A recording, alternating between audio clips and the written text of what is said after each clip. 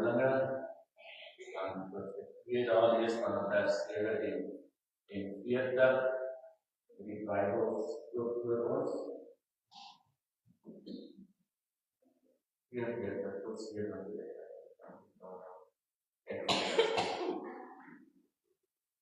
Hoofstuk 2 van vers 43 tot 47, so met die Bybel dan ook voor ons, en op die skerm, kom ons raak met rustig, al lekker diep asem, en ons praat met die Here om ons te lei. Hemelse Vader,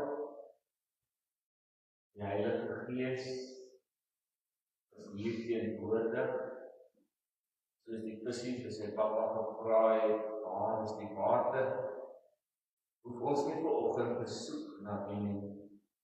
Die is hier saam met ons en binne ons. Vader, mag ons dan weer die werking hoor wat U vir ons wil sê. Maak dit rustig in ons harte, Here, gee vir ons die vrede wat alle verstand te bowe gaan. En mag ons ook sê, so spreek die Here, wanneer dit uitraak van die woord. Here, maar nou vra ons, spreek Here, die diensknegt luister, sodat ons kan aangetuig, want ons ontvang die krag van die Heilige Gees, om die getuie te wees in die gemeente in Dispatch in die Oos-Kaap, in Suid-Afrika en vir die uithoeke van die wêreld. Dankie dat die Heilige Gees ons daardie krag gee. Amen. Lees vanaf vers 42. Hulle het heel hartig toegelê op die leer van die apostels en die ouderlinge en onderlinge verbondenheid, die gemeenskaplike maaltyd en die gebede. Aan die opskrif die eerste gemeente, die apostels het baie wonders en tekens gedoen, en dit het almal met diep ontzag vervul. Al die gelowiges was eensgesind en het alles met mekaar gedeel. Hulle het hulle grond en besittings verkoop en die geld aan almal uitgedeel volgens elkeen se behoefte. Hulle het almal elke dag getrou by die tempel by mekaar gekom, van huis tot huis die gemeenskaplike maaltyd gehou. Hulle kos met blydskap en in alle eenvoud geëet en God geprys. Die hele volk was hulle goedgesind en die Here het elke dag mense wat gered word by die gemeente gevoeg. Ons lees tot sover, net vers 42 weer vir ons lees. Hulle het heel hartig toegelê op die leer van die apostels, die onderlinge verbondenheid, die gemeenskaplike maaltyd en gebede. Liewe vriende, ons tema vir Pinkster is wag vir die Vader se belofte. En ons hele week het dan ook gegaan oor die wagperiode, ons het ook met mekaar donderdag aan so ietsie gedeel rondom die Vader wat vir ons wag en nie ons wat vir die Vader wag nie, soos by die verlore seun. Dat daar is 'n Vader wat vir jou en vir my wag, wat nog in die wêreld ronddwaal, en daarom vra ons dat die Here ons ook sal naby wees en dat ons sal luister wat hy vir ons te sê.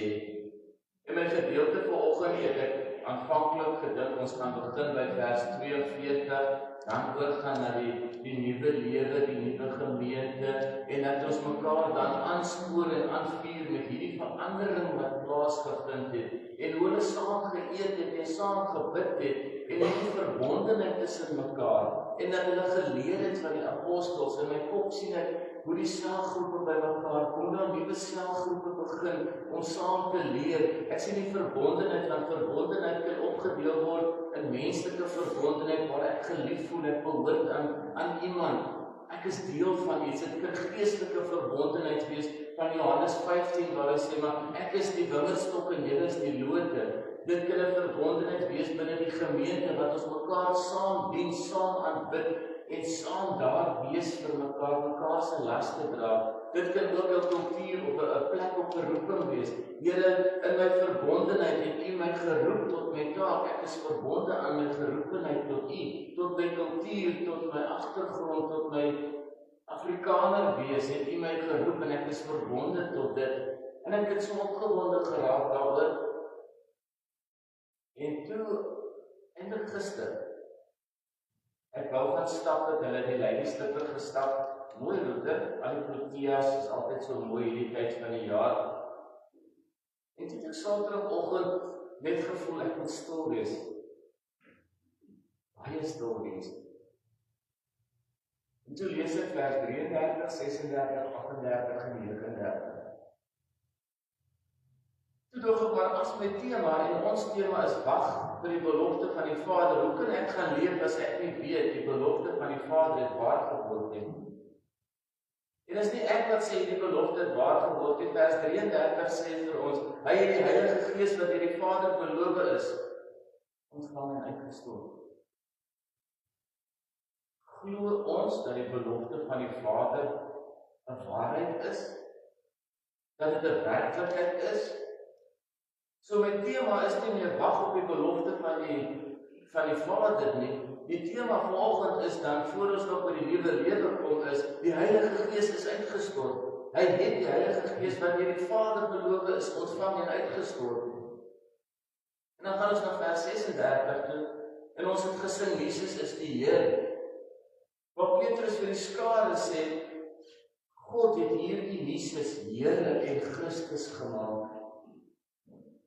En hierdie Here en Christus word nie beperk tot die kruisiging, die opstanding en die hemelvaart nie. Hierdie Jesus Christus leef nou in ons deur die uitstorting van die van die Heilige Gees. Leef Christus tussen sy mense. Hy is nie beperk tot 'n landgebied in Israel of in Galilea of in Jerusalem of die Besebos of Berg nie. Hy leef nou tussen ons. En toe die mense agterkom en hoor wat Petrus dan van Joël en van Dawid sê, dat die Heilige Gees uitgestort is, dat God Jesus, Here en Christus gemaak het. Christus beteken gesalfde. Kom ons na vers 38 toe. En toe hulle dit alles gehoor het hulle hom gevra, wat moet ons nou doen? Wat moet u en ek nou doen? Voordat ons by die nuwe lewe kom, voordat ons saam eet en we gaan leer en oor praat oor die verbondenheid en gaan bid, wat moet ons doen met hierdie kennis wat Petrus vanoggend onder ons aandag bring, wat soveel jare gelede aan 3000 mense verkondig is? Wat moet u en ek doen na ons bevestiging ontvang dat die Heilige Gees uitgestort is, dat ons soos die visie sê, maar ek leef in die water, dit is om my en in my. Wat doen ek daarmee?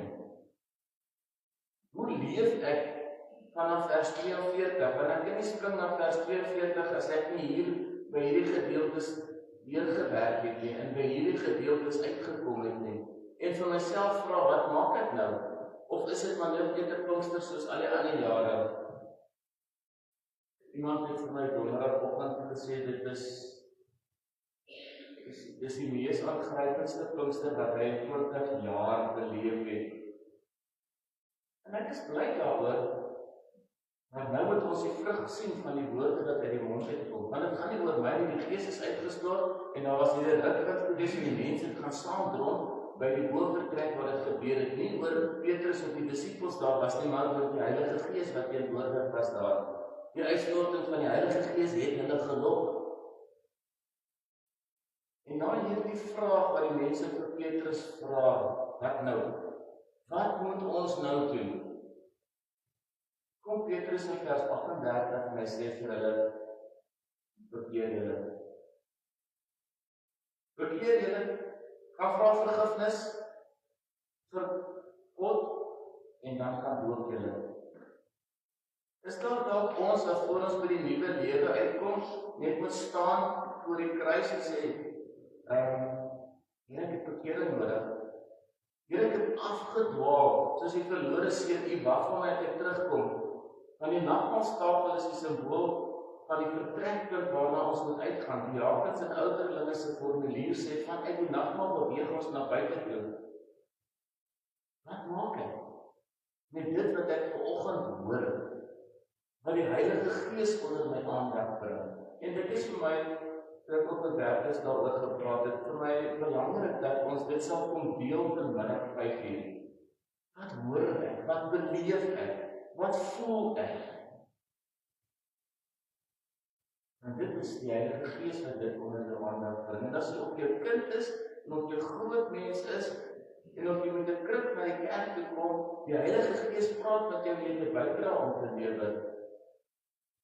En dit is vir my die mooi gedeelte. En dan in vers 39, hierdie uitstorting van die Heilige Gees, die aanneem van die Heilige Gees, staan daar vir ons geskryf, dit is nie net vir julle nie net vir die 120 nie, dis vir julle kinders en die mense wat ver bly.